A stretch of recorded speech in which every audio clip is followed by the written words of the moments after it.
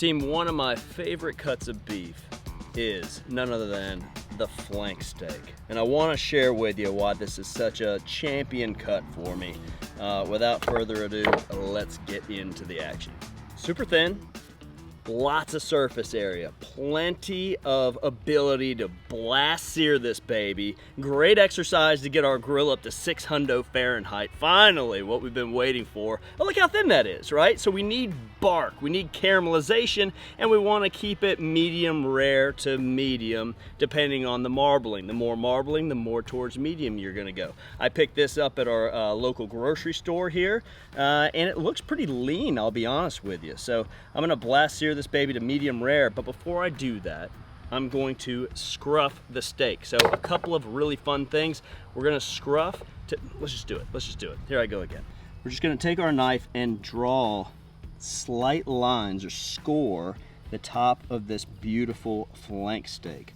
That is gonna increase the surface area and give us twice as much surface area, nooks and crannies, to create caramelization. We're gonna do the same thing on the other side. So we've got scruffing working for us. We've got a 600-degree flame working for us. I also want to put seasoning on our side. We're going to choose today a Cattleman's California tri-tip, which is heavy on the salt. So we're doing a layering system. We're going to go heavy on this salt. And these are really big granules. I love this. Chef Tom at ATBBQ turned me onto this stuff. Let's get the other side.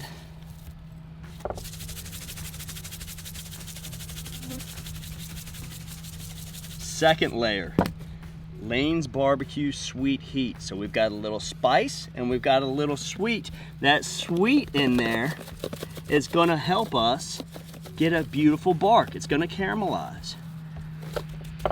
Lovely. Now that we've got it nice and seasoned, we'll go on with a little bit of oil just to promote even cooking. That'll tack up nice.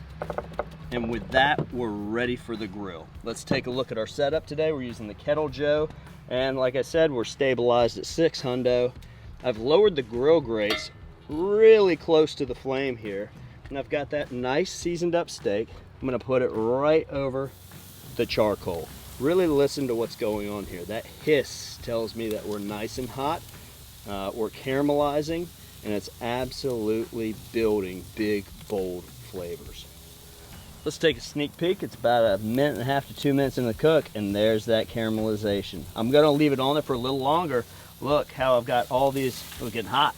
Got these striations that opened up from the scruffing, but I don't have anything filling them yet. So I wanna get a new spot on the grill. The reason I'm getting that new spot is this spot we just left is the coldest spot on the grill right now. I've already sucked up all the energy from right here. So if I can just get it onto a new spot, I'm gonna have new energy, new heat, better caramelization. Time to flip. Let's take a sneak peek, but it's time to flip. I know it is. Oh yeah, there we are. You know, it's fast, but there's a lot of opportunity here to interact with the flame and interact with the grill in a really fun way. Yet another reason flank steak is one of my favorites. I want you to think about when you're roasting something and you're basting, right? With basting brush, all that. We're gonna introduce you to dry basting. So let's go on with that caramelized building sweet heat and hit the top of this steak. And we're dry basting at this point, okay? You're gonna lock that in by dropping the dome down and letting that entire steak pick up some of the drippings that are caramelizing. Now we're smoking this steak with its own drippings, dry basting, scruffed, and it's making its own sauce. I'll show you in a minute.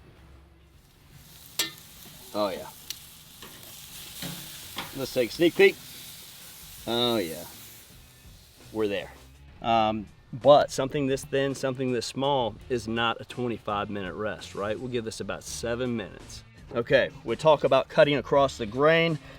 This steak just tells us exactly, I mean, it's hard to see because I scored it, but this steak tells us like a road map exactly where those grains are, just runs.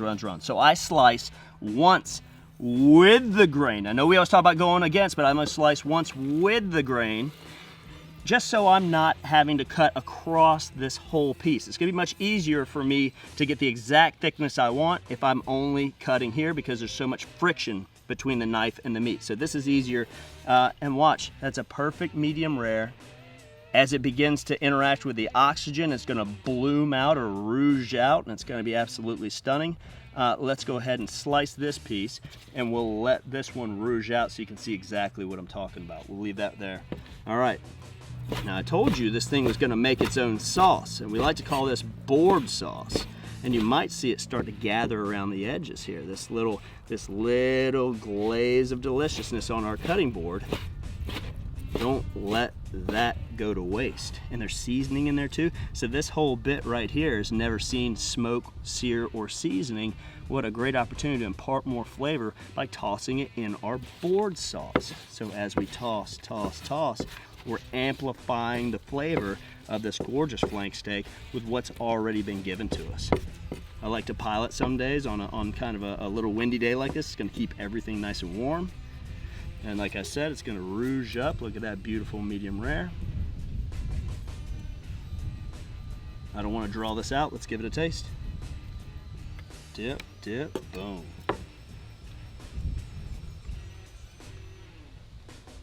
And that's why flank steak's my favorite. That's a whole lot of flavor and a whole little bit of time. All right, simple things done perfectly win every time. And technique, right? Let's go over it one more time.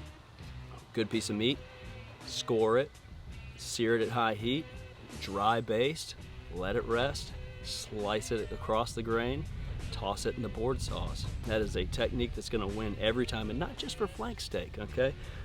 Folks, if you enjoyed these little tips and techniques, don't forget to do all the things. Subscribe, like, leave us a comment. Let us know how you like to do your flank steak. Love to hear about it, read about it. And as always, from our backyard to yours, cheers and happy grilling.